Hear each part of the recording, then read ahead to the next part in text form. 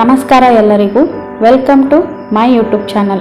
ಇಂದಿನ ಈ ತರಗತಿಯಲ್ಲಿ ಸಾಮಾನ್ಯ ಜ್ಞಾನ ವಿಷಯಕ್ಕೆ ಸಂಬಂಧಪಟ್ಟಂತಹ ಪ್ರಶ್ನೆಗಳು ಅಂದರೆ ಪದೇ ಪದೇ ರಿಪೀಟೆಡ್ ಆದ ಪ್ರಶ್ನೆಗಳನ್ನು ಇಂದಿನ ತರಗತಿಯಲ್ಲಿ ಸಾಲ್ವ್ ಮಾಡ್ತಾ ಹೋಗೋಣ. ಸೊ ಈ ತರಗತಿ ಮುಂಬರುವ ಎಲ್ಲ ಪರೀಕ್ಷೆಗಳಿಗೂ ಉಪಯುಕ್ತವಾಗಲಿರುವುದರಿಂದ ವಿಡಿಯೋನ ಸ್ಕಿಪ್ ಮಾಡದೆ ಕೊನೆಯವರೆಗೂ ನೋಡಿ.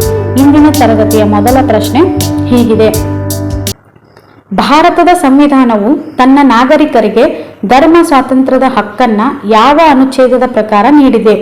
ಭಾರತದ ಸಂವಿಧಾನವು ತನ್ನ ನಾಗರಿಕರಿಗೆ ಧರ್ಮ ಸ್ವಾತಂತ್ರ್ಯದ ಹಕ್ಕನ್ನು ಯಾವ ಅನುಚ್ಛೇದದ ಪ್ರಕಾರ ನೀಡಿದೆ?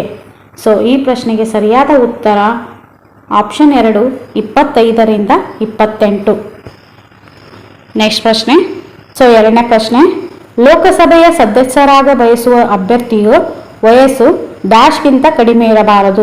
ಲೋಕಸಭೆಯ ಸದಸ್ಯರಾಗ ಬಯಸುವ ಅಭ್ಯರ್ಥಿಯ ವಯಸ್ಸು ಡ್ಯಾಶ್ಗಿಂತ ಕಡಿಮೆ ಇರಬಾರದು. ಸೊ ಈ ಪ್ರಶ್ನೆಗೆ ಸರಿಯಾದ ಉತ್ತರ ಆಪ್ಷನ್ 1, 25 ವರ್ಷ. ಲೋಕಸಭೆಯ ಸದಸ್ಯರಾಗ ಬಯಸುವ ಅಭ್ಯರ್ಥಿಯ ವಯಸ್ಸು 25 ವರ್ಷಕ್ಕಿಂತ ಕಡಿಮೆ ಇರಬಾರದು. ನೆಕ್ಸ್ಟ್ ಪ್ರಶ್ನೆ: ಈ ಕೆಳಗಿನವುಗಳಲ್ಲಿ ಯಾವುದು ಮೂಲಭೂತ ಹಕ್ಕಲ್ಲ? ಈ ಕೆಳಗಿನವುಗಳಲ್ಲಿ ಯಾವುದು ಮೂಲಭೂತ ಹಕ್ಕಲ್ಲ? ಸೊ ಈ ಪ್ರಶ್ನೆಗೆ ಸರಿಯಾದ ಉತ್ತರ ಆಪ್ಷನ್ 2, ಕೆಲಸ, ಶಿಕ್ಷಣ ಮತ್ತು ಸಾರ್ವಜನಿಕ ಸೇವಾ ಹಕ್ಕು ಇದು ಮೂಲಭೂತ ಹಕ್ಕಲ್ಲ. ನಾಲ್ಕನೇ ಪ್ರಶ್ನೆ: ಭಾರತ ಸೇನಾ ಬಲಗಳ ಮುಖ್ಯ ದಂಡನಾಯಕರು ಯಾರು? ಭಾರತದ ಸೇನಾ ಬಲಗಳ ಮುಖ್ಯ ದಂಡನಾಯಕರು ಯಾರು? ಸೊ ಈ ಪ್ರಶ್ನೆಗೆ ಸರಿಯಾದ ಉತ್ತರ ಭಾರತದ ರಾಷ್ಟ್ರಪತಿಗಳು. ಭಾರತ ಸೇನಾ ಬಲಗಳ ಮುಖ್ಯ ದಂಡನಾಯಕರು ಭಾರತದ ರಾಷ್ಟ್ರಪತಿಗಳಾಗಿರುತ್ತಾರೆ. ನೆಕ್ಸ್ಟ್ ಪ್ರಶ್ನೆ: ಯಾವುದೇ ವ್ಯಕ್ತಿ ಭಾರತದ ಹೊರಗೆ ಜನಿಸಿದ್ದರೂ ಕೂಡ ಭಾರತದ ರಾಷ್ಟ್ರೀಯತೆಯನ್ನು ಪಡೆಯಬೇಕಾದಲ್ಲಿ ಆತ ಅಥವಾ ಆಕೆಯು 3 ವ್ಯಕ್ತಿ ಹುಟ್ಟಿದ ಸಮಯದಲ್ಲಿ ತಾಯಿ ಅಥವಾ ತಂದೆ ಭಾರತದ ಪೌರತ್ವ ಹೊಂದಿರಬೇಕು. ಯಾವುದೇ ಒಬ್ಬ ವ್ಯಕ್ತಿ ಭಾರತದ ಹೊರಗೆ ಜನಿಸಿದ್ದರೂ ಕೂಡ ಭಾರತದ ರಾಷ್ಟ್ರೀಯತೆಯನ್ನು ಪಡೆಯಬೇಕಾದಲ್ಲಿ ಆತನ ತಂದೆ ಅಥವಾ ತಾಯಿ ವ್ಯಕ್ತಿ ಹುಟ್ಟಿದ ಸಮಯದಲ್ಲಿ ಅವರು ಭಾರತದ ಪೌರತ್ವವನ್ನು ಹೊಂದಿರಬೇಕು. ನೆಕ್ಸ್ಟ್ ಪ್ರಶ್ನೆ: ಬಿಳಿ ರಕ್ತ ಕಣಗಳ ಪ್ರಮುಖ ಕಾರ್ಯ ಏನು? ದೇಹದಲ್ಲಿ ಬಿಳಿ ರಕ್ತ ಕಣಗಳ ಪ್ರಮುಖ ಕಾರ್ಯ ಏನು? ಸೊ ಈ ಪ್ರಶ್ನೆಗೆ ಸರಿಯಾದ ಉತ್ತರ ಆಪ್ಷನ್ 2, ಕಾಯಿಲೆ ವಿರುದ್ಧ ದೇಹವನ್ನ ರಕ್ಷಣೆ ಮಾಡುತ್ತೆ. ದೇಹದಲ್ಲಿ ಬಿಳಿ ರಕ್ತ ಕಣಗಳ ಪ್ರಮುಖ ಕಾರ್ಯ ಏನು ಅಂದ್ರೆ ಕಾಯಿಲೆ ವಿರುದ್ಧ ದೇಹವನ್ನ ರಕ್ಷಣೆ ಮಾಡುತ್ತೆ. 7ನೇ ಪ್ರಶ್ನೆ: ಮನುಷ್ಯ ತನ್ನ ದೇಹದಲ್ಲಿ ಎಷ್ಟು ಪ್ರಮಾಣದಲ್ಲಿ ರಕ್ತವನ್ನು ಹೊಂದಿರುತ್ತಾನೆ? ಮನುಷ್ಯ ತನ್ನ ದೇಹದಲ್ಲಿ ಎಷ್ಟು ಪ್ರಮಾಣದಲ್ಲಿ ರಕ್ತವನ್ನು ಹೊಂದಿರುತ್ತಾನೆ? ಸೊ ಈ ಪ್ರಶ್ನೆಗೆ ಸರಿಯಾದ ಉತ್ತರ ಆಪ್ಷನ್ 2, 10%. ಮನುಷ್ಯ ತನ್ನ ದೇಹದಲ್ಲಿ ಎಷ್ಟು ಪ್ರಮಾಣದಲ್ಲಿ ರಕ್ತವನ್ನು ಹೊಂದಿರುತ್ತಾನೆ ಅಂದರೆ 10% ಅಷ್ಟು. ನೆಕ್ಸ್ಟ್ ಪ್ರಶ್ನೆ. 8ನೇ ಪ್ರಶ್ನೆ: ಬಾಹ್ಯಾಕಾಶದಲ್ಲಿ ಮಾನವನಿಗೆ ಆಕಾಶವು ಈ ರೀತಿ ಕಾಣುತ್ತದೆ. ಬಾಹ್ಯಾಕಾಶದಲ್ಲಿದ್ದ ಮಾನವನಿಗೆ ಆಕಾಶವು ಈ ರೀತಿ ಕಾಣುತ್ತದೆ. ನೀಲಿ, ಕಪ್ಪು, ಗುಲಾಬಿ, ನೇರಳೆ. ಸೊ ಈ ಪ್ರಶ್ನೆಗೆ ಸರಿಯಾದ ಉತ್ತರ ಆಪ್ಷನ್ 2, ಕಪ್ಪು. ಬಾಹ್ಯಾಕಾಶದಲ್ಲಿದ್ದ ಮಾನವನಿಗೆ ಆಕಾಶವು ಕಪ್ಪು ಕಲರಲ್ಲಿ ಕಂಡುಬರುತ್ತದೆ. ನೆಕ್ಸ್ಟ್ ಪ್ರಶ್ನೆ. 9ನೇ ಪ್ರಶ್ನೆ: ಒಬ್ಬ ಯುವ ಪುರುಷನ ದೇಹದಲ್ಲಿ ಇರಬೇಕಾದ ರಕ್ತದ ಒತ್ತಡ ಎಷ್ಟು? ಒಬ್ಬ ಯುವ ಪುರುಷನ ದೇಹದಲ್ಲಿ ಇರಬೇಕಾದ ರಕ್ತದ ಒತ್ತಡ ಎಷ್ಟು? ಸೊ ಈ ಪ್ರಶ್ನೆಗೆ ಸರಿಯಾದ ಉತ್ತರ ಆಪ್ಷನ್ 3, 120ರಿಂದ 80. 10ನೇ ಪ್ರಶ್ನೆ: ಅತಿ ವೇಗವಾಗಿ ಬೆಳೆಯುವ ಮರ ಯಾವುದು? ಅತಿ ವೇಗವಾಗಿ ಬೆಳೆಯುವ ಮರ ಯಾವುದು? ಸೊ ಈ ಪ್ರಶ್ನೆಗೆ ಸರಿಯಾದ ಉತ್ತರ ನೀಲಗಿರಿ. ಅತಿ ವೇಗವಾಗಿ ಬೆಳೆಯುವಂತಹ ಮರ ಯಾವುದು ಅಂದ್ರೆ ನೀಲಗಿರಿ ಮರ. 10ನೇ ಪ್ರಶ್ನೆ: ಸಸ್ಯಗಳು ಹಸಿರಾಗಿರಲು ಕಾರಣ? ಸಸ್ಯಗಳು ಹಸಿರಾಗಿರಲು ಕಾರಣ. ಸೊ ಸಸ್ಯಗಳು ಹಸಿರಾಗಿರಲು ಕಾರಣ ಕ್ಲೋರೋಫಿಲ್. ಸಸ್ಯಗಳು ಹಸಿರಾಗಿರಲು ಕಾರಣ ಕ್ಲೋರೋಫಿಲ್. ನೆಕ್ಸ್ಟ್: ಮನುಷ್ಯನ ದೇಹದಲ್ಲಿರಬೇಕಾದ ಸಾಧಾರಣ ಉಷ್ಣಾಂಶ ಎಷ್ಟು? ಮನುಷ್ಯನ ದೇಹದಲ್ಲಿರಬೇಕಾದ ಸಾಧಾರಣ ಉಷ್ಣಾಂಶ ಎಷ್ಟು? Option 2, 98.6 degree Fahrenheit. ಮನುಷ್ಯನ ದೇಹದಲ್ಲಿರಬೇಕಾದ ಸಾಧಾರಣ ಉಷ್ಣಾಂಶ ಎಷ್ಟು ಅಂದರೆ 98.6 ಡಿಗ್ರಿ ಫ್ಯಾರನ್ಹೀಟ್. 3ನೇ ಪ್ರಶ್ನೆ: ಸಾಮಾನ್ಯವಾಗಿ ಮನೆಯಲ್ಲಿ ಬಳಸುವ ಸಕ್ಕರೆಯು ಡ್ಯಾಶ್ ಆಗಿರುತ್ತದೆ. ಸಾಮಾನ್ಯವಾಗಿ ಮನೆಯಲ್ಲಿ ಬಳಸುವ ಸಕ್ಕರೆಯು ಡ್ಯಾಶ್ ಆಗಿರುತ್ತದೆ. Glucose, galactose, maltose, sucrose. So ಈ ಪ್ರಶ್ನೆಗೆ ಸರಿಯಾದ ಉತ್ತರ ಆಪ್ಷನ್ 4 ಸುಕ್ರೋಸ್. ಸಾಮಾನ್ಯವಾಗಿ ಮನೆಯಲ್ಲಿ ಬಳಸುವ ಸಕ್ಕರೆಯು ಸುಕ್ರೋಸ್ ಆಗಿರುತ್ತದೆ. ನೆಕ್ಸ್ಟ್ 14ನೇ ಪ್ರಶ್ನೆ. ಕಾಂಗ್ರೆಸ್ನ ಪ್ರಥಮ ಮಹಿಳಾ ಅಧ್ಯಕ್ಷರಾಗಿದ್ದವರು ಯಾರು? ಕಾಂಗ್ರೆಸ್ನ ಮೊದಲ ಮಹಿಳಾ ಅಧ್ಯಕ್ಷರಾಗಿದ್ದವರು ಯಾರು? ಶ್ರೀಮತಿ ಸರೋಜಿನಿ ನಾಯ್ಡು. ಕಾಂಗ್ರೆಸ್ನ ಪ್ರಥಮ ಮಹಿಳಾ ಅಧ್ಯಕ್ಷರಾದವರು ಸರೋಜಿನಿ ನಾಯ್ಡು ಅವರು. ಪ್ರಶ್ನೆ. ಈ ಕೆಳಗಿನಗಳಲ್ಲಿ ಯಾವ ಹೇಳಿಕೆ ತಪ್ಪು? ಈ ಕೆಳಗಿನಗಳಲ್ಲಿ ಯಾವ ಹೇಳಿಕೆ ತಪ್ಪು? ಸೊ ಕಬ್ಬಿನ ನೀರಿನಲ್ಲಿ ಮುಳುಗುತ್ತೆ, ಮರ ನೀರಿನಲ್ಲಿ ತೇಲುತ್ತದೆ, ಪಾದರಸ ನೀರಿನಲ್ಲಿ ತೇಲುತ್ತದೆ, ಕಬ್ಬಿನ ಪಾದರಸದಲ್ಲಿ ತೇಲುತ್ತದೆ. ಸೊ ಈ ಪ್ರಶ್ನೆಗೆ ಸರಿಯಾದ ಉತ್ತರ ಆಪ್ಷನ್ 4 ಕಬ್ಬಿನ ಪಾದರಸದಲ್ಲಿ ತೇಲುತ್ತದೆ. ಈ ಕೆಳಗಿನಗಳಲ್ಲಿ ಯಾವ ಹೇಳಿಕೆ ತಪ್ಪು ಅಂದ್ರೆ ಕಬ್ಬಿನ ಪಾದರಸದಲ್ಲಿ ತೇಲುತ್ತದೆ. ನೆಕ್ಸ್ಟ್ ಪ್ರಶ್ನೆ 16ನೇ ಪ್ರಶ್ನೆ. ಮದರ್ ತೆರೆಸಾ ಯಾವ ದೇಶದ ರಾಷ್ಟ್ರೀಯತೆಯನ್ನ ಹೊಂದಿದ್ದರು? ಮದರ್ ತೆರೆಸಾ ಯಾವ ದೇಶದ ರಾಷ್ಟ್ರೀಯತೆಯನ್ನ ಹೊಂದಿದ್ದರು? ಸೊ ಈ ಪ್ರಶ್ನೆಗೆ ಸರಿಯಾದ ಉತ್ತರ ಯುಗೋಸ್ಲೋವಿಯಾ. ಮದರ್ ತೆರೆಸಾ ಅವರು ಯುಗೋಸ್ಲೋವಿಯಾ ದೇಶದ ರಾಷ್ಟ್ರೀಯತೆಯನ್ನ ಹೊಂದಿದ್ದರು. ನೆಕ್ಸ್ಟ್ ಪ್ರಶ್ನೆ 17ನೇ ಪ್ರಶ್ನೆ. ನೊಬೆಲ್ ಪ್ರಶಸ್ತಿಯನ್ನು ಪಡೆದ ಪ್ರಥಮ ಭಾರತೀಯ ಯಾರು? ನೊಬೆಲ್ ಪ್ರಶಸ್ತಿಯನ್ನು ಪಡೆದ ಪ್ರಥಮ ಭಾರತೀಯ ಯಾರು? ಸೊ ಈ ಪ್ರಶ್ನೆಗೆ ಸರಿಯಾದ ಉತ್ತರ ಡಾಕ್ಟರ್ ರವೀಂದ್ರನಾಥ್ ಠಾಗೂರ್ ಅವರು. ನೊಬೆಲ್ ಪ್ರಶಸ್ತಿಯನ್ನು ಪಡೆದ ಪ್ರಥಮ ಭಾರತೀಯರು ಯಾರು ಅಂದ್ರೆ ಡಾಕ್ಟರ್ ರವೀಂದ್ರನಾಥ್ ಠಾಗೂರ್. ನೆಕ್ಸ್ಟ್ 18ನೇ ಪ್ರಶ್ನೆ. ದಾದಾ ಸಾಹೇಬ್ ಫಾಲ್ಕೆ ಪ್ರಶಸ್ತಿ ನೀಡುವುದು? ದಾದಾ ಸಾಹೇಬ್ ಫಾಲ್ಕೆ ಪ್ರಶಸ್ತಿ ನೀಡುವುದು.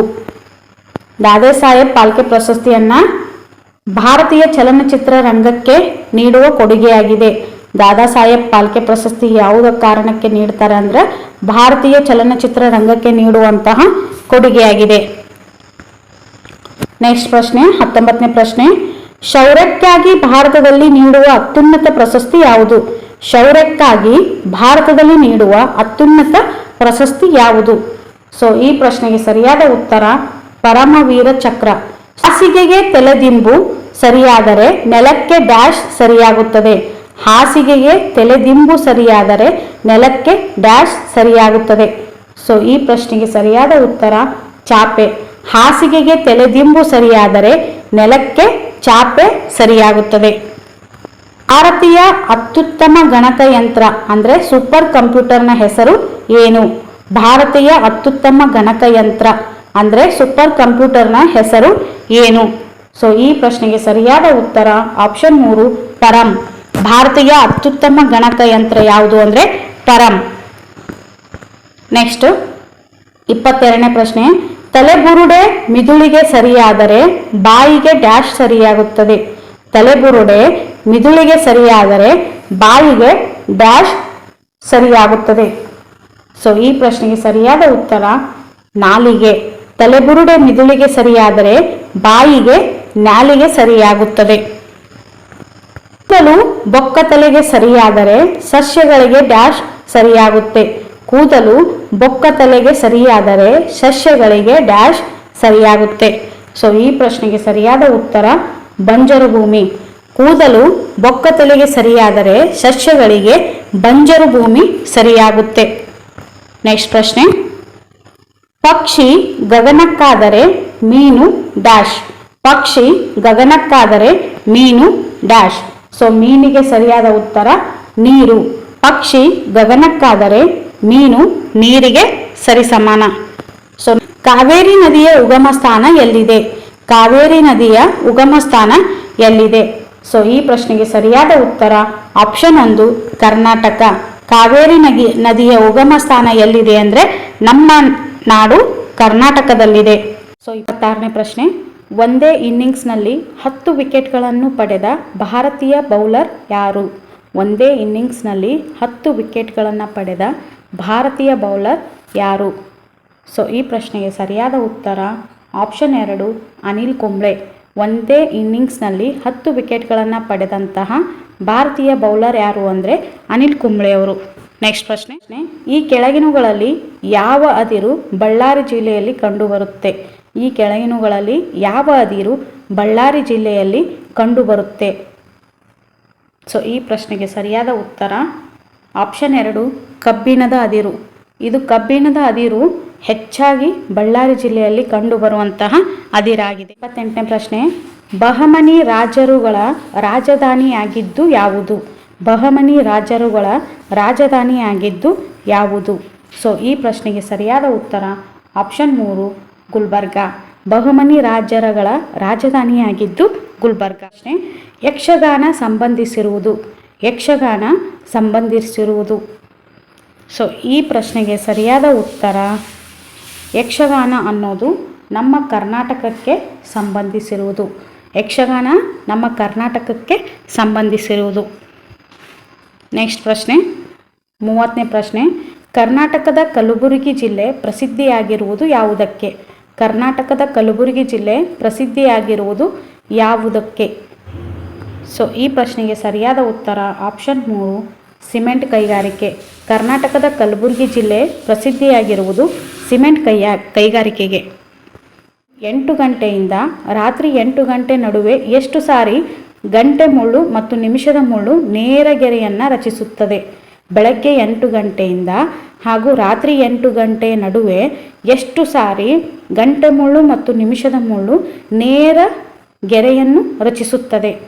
ಸೊ ಈ ಪ್ರಶ್ನೆಗೆ ಸರಿಯಾದ ಉತ್ತರ 12 ಬಾರಿ.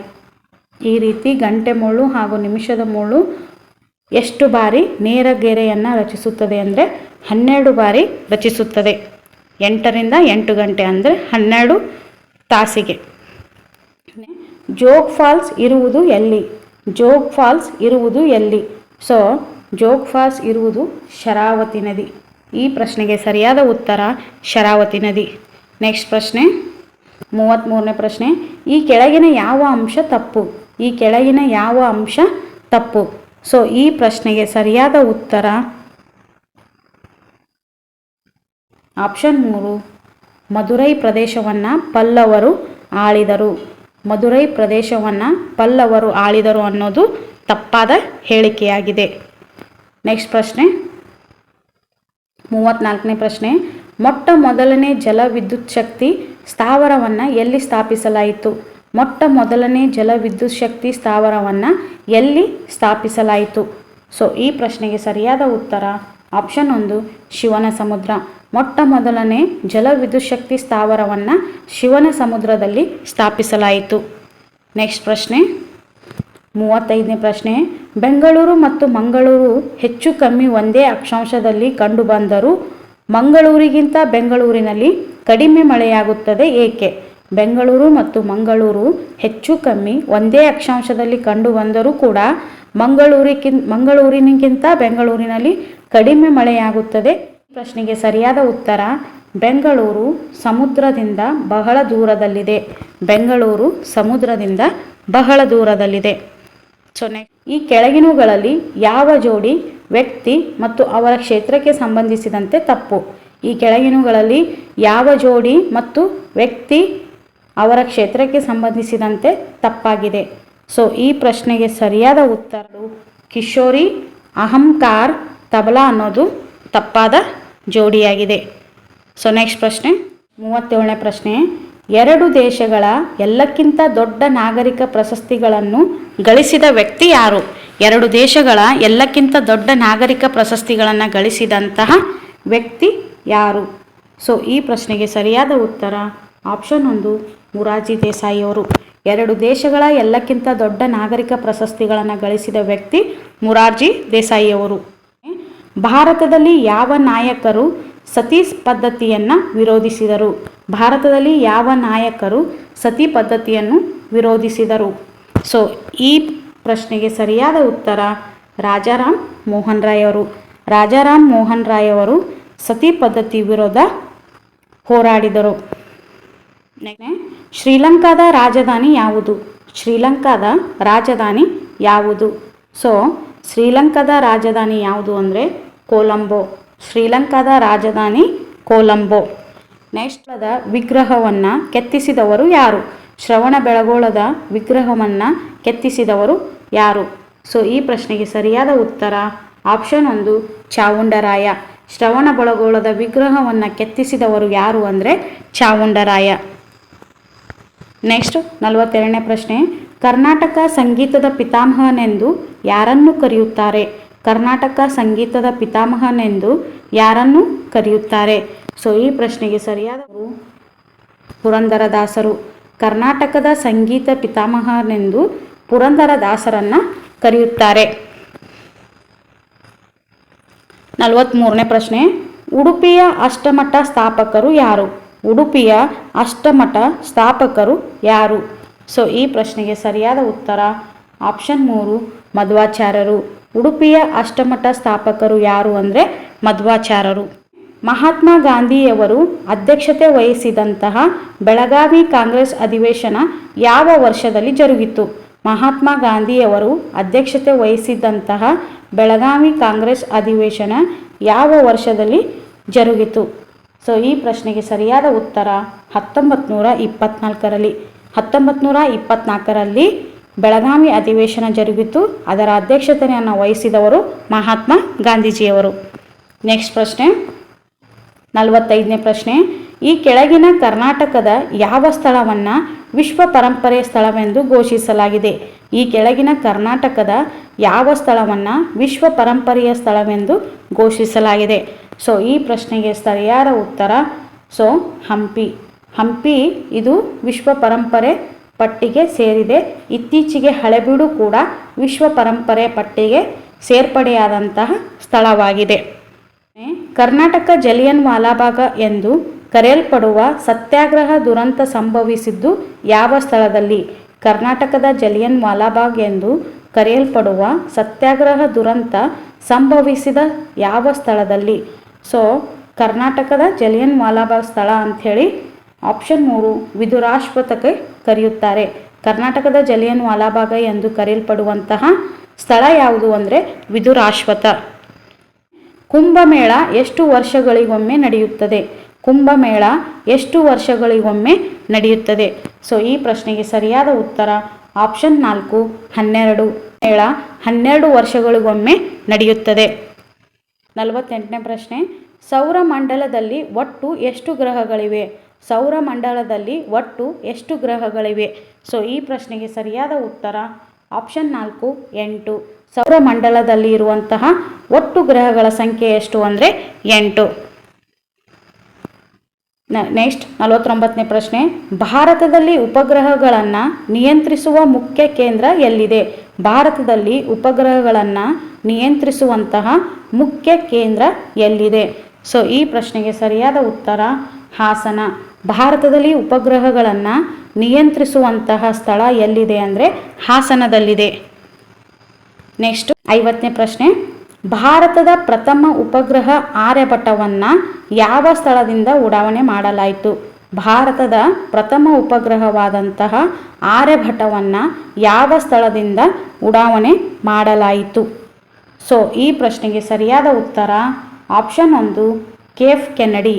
USA ದಲ್ಲಿರುವಂತಹ ಕೇಫ್ ಕೆನಡಿಯಲ್ಲಿ ಭಾರತದ ಪ್ರಥಮ ಉಪಗ್ರಹವಾದಂತಹ ಆರ್ಯಭಟವನ್ನು ಉಡಾವಣೆ ಮಾಡಲಾಯಿತು. ಸೊ ಇದಾಗಿತ್ತು ಇಂದಿನ ತರಗತಿ. ಈ ತರಗತಿ ನಿಮಗೆ ಇಷ್ಟವಾದರೆ ಪ್ಲೀಸ್ ಲೈಕ್ ಮಾಡಿ, ಶೇರ್ ಮಾಡಿ ಹಾಗೂ ತಪ್ಪದೆ ಸಬ್ಸ್ಕ್ರೈಬ್ ಮಾಡಿಕೊಳ್ಳಿ. ನಿಮ್ಮೆಲ್ಲರ ಸಪೋರ್ಟ್ ನನ್ನ ಚಾನಲ್ ಮೇಲೆ ಯಾವಾಗಲೂ ಹೀಗೆ ಇರಲಿ ಅಂತ ಕೇಳಿಕೊಳ್ಳುತ್ತಾ ಈ ತರಗತಿಯನ್ನು ಇಲ್ಲಿಗೆ ಎಂಡ್ ಮಾಡ್ತಾ ಇದ್ದೀನಿ. ಸೊ ಇಲ್ಲಿಯವರೆಗೂ ನನ್ನ ಚಾನಲನ್ನು ವೀಕ್ಷಣೆ ಮಾಡಿದ ಎಲ್ಲರಿಗೂ ಥ್ಯಾಂಕ್ ಯು ಸೋ ಮಚ್.